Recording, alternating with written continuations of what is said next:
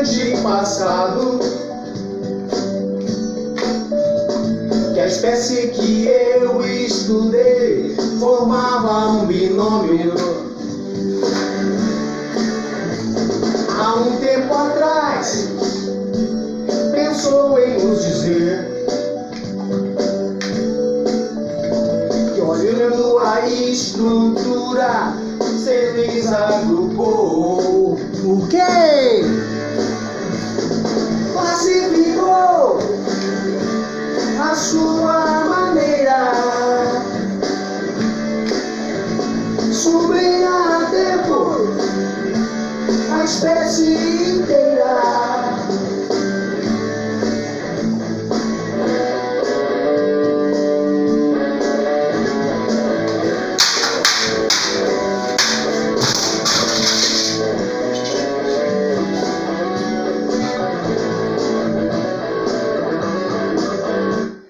Olá, galerinha, seja bem-vindo aí para mais uma videoaula.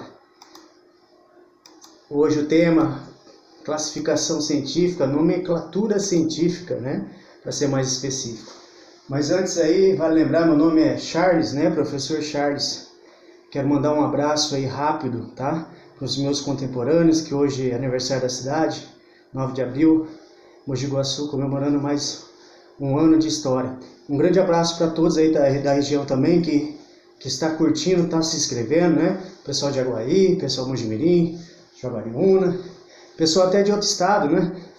Grande abraço aí, Diego, de Joinville. Obrigado por estar inscrito no nosso canal lá, beleza? Um grande abraço, tamo junto. Então, estamos aí com quase 100 seguidores em questão aí de 3 a 4 dias. Então essa é a meta aí, vamos embora. Bora lá. Então vamos lá. Antes de falar sobre essa regra de classificação, né, nomenclatura científica, vale lembrar que uma espécie, o que é uma espécie?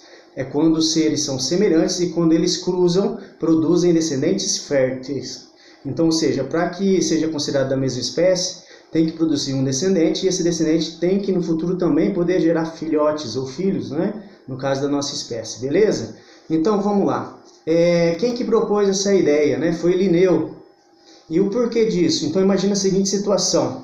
Um cientista japonês descobre algo sobre Neko, né? Se eu estou bem aí para falar em japonês, depois aí me corrija. Neko, o que é Neko? Né? Neko é gato em japonês. Se for falar em inglês, é cat. Aqui no Brasil, gato. Então, ou seja, isso são nomes populares, né? Conforme a língua, a região, dependendo até o mesmo lugar, pode ter aí nomes diferentes para a mesma estrutura, a mesma espécie no mesmo país. Quer um exemplo? Macaxeira, mandioca, né? Depende aí, a região aí tem um nome diferente. Então, assim, essa ideia de ter a nomenclatura científica foi proposta por Linneu. Então, Linneu era um botânico, né, sueco, no século aí 17, né? Então, ele propôs isso para facilitar a comunicação entre os cientistas. Então, quando você vê lá aqueles nomes científicos nas placas, né, quando principalmente vai no zoológico, no jardim botânico, por exemplo, aquilo ali facilita demais a vida dos cientistas, tá? Não é obrigação do aluno, né, de vocês aí estar sabendo o nome científico de cada espécie. Algumas é bom saber porque não existe nome popular, que é um exemplo, Trypanosoma cruzi, que é um protozoário causador da doença de Chagas. Não tem nome popular, então tem que usar um nome científico, né? Você pega aí o plasmódio, né, que do gênero aí da malária, então também não tem aí um nome popular. Mas na maioria você não é obrigatório. Então o que a gente tem que saber? As regras de Linneu. E como funciona? Primeira coisa, todo nome científico ele está escrito na língua de latim. Qual é a língua do latim? Não é essa, né? Não é a língua do cachorro, né? E é uma língua morta. Não, também não quer dizer isso. O que significa, né, latim, uma língua morta? É uma língua que não é usada, né, em determinado país pelos nativos, né, daquela região. Então, ou seja, já foi usado principalmente em Roma, né? E hoje em dia aí, né, pessoas falam latim sim, mas a língua não sofre alteração ortográfica. Que é um exemplo, a língua portuguesa, né, aqui no Brasil sofreu uma recente mudança, né, recente que eu falo, porque a gente pegou essa aí, quem é mais novo aí talvez nem sabe disso, né? Eu vou entregar a idade aí. Então lembra que tinha as tremas, que tinha que colocar 2 pontinhos no U, né, linguiça. Ah, como eu sofri com isso, meu Deus. Nem te conto. Mas enfim, é para outra hora, deixa quieto isso aí. Então, ou seja, além de ser escrito em latim, o nome tem que ser binominal. E o que significa esse nome que vem duplo? O primeiro nome significa o gênero, o segundo nome é a espécie, perfeito? Então vamos lá. Quando a gente vai pegar ali, observando aqui, eu coloquei o nome do gato doméstico, não o nome científico, Felix Catus, né? Então, ou seja, você observa que esse primeiro nome sempre significa o gênero e esse a espécie. Obrigatório, quando for escrever de forma cursiva, ou seja, escrito manualmente, você tem que escrever o gênero com letra maiúscula, tá? A primeira letra maiúscula. Se você não fizer isso, é descontado no vestibular. Então, primeira letra maiúscula, segunda minúscula. E não basta só isso, tem que sublinhar. Isso quando for escrito manualmente, tá? Então, assim, é regra. Nome científico, às vezes quem vai fazer a correção, às vezes ele nem está ligando se você sabe falar em latim ou escrever corretamente. Às vezes você troca uma letra aí com i, mas ele vai olhar essas regras.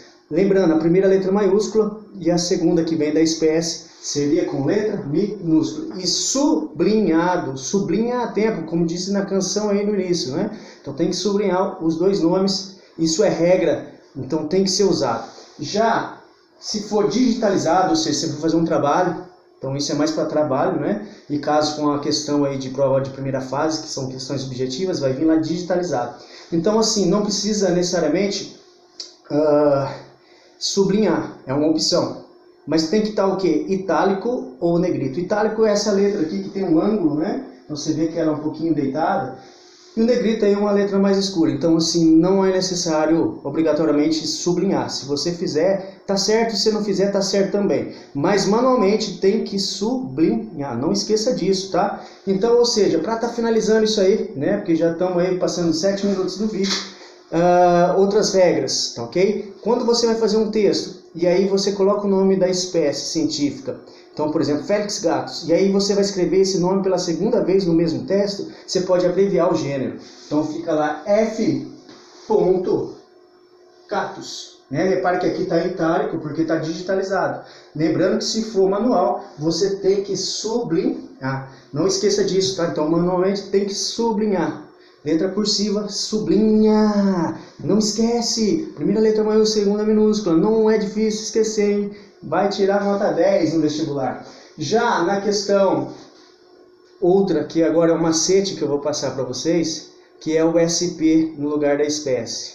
Então assim, às vezes tem espécie que você não lembra, não está confiante em escrever o nome dela, o gênero você não pode abreviar, mas a questão aí da espécie você pode pôr SP. E isso aí simboliza que é uma espécie que você não quer falar qual é, ou você simplesmente quer ocultar. Então isso não desconta ponto.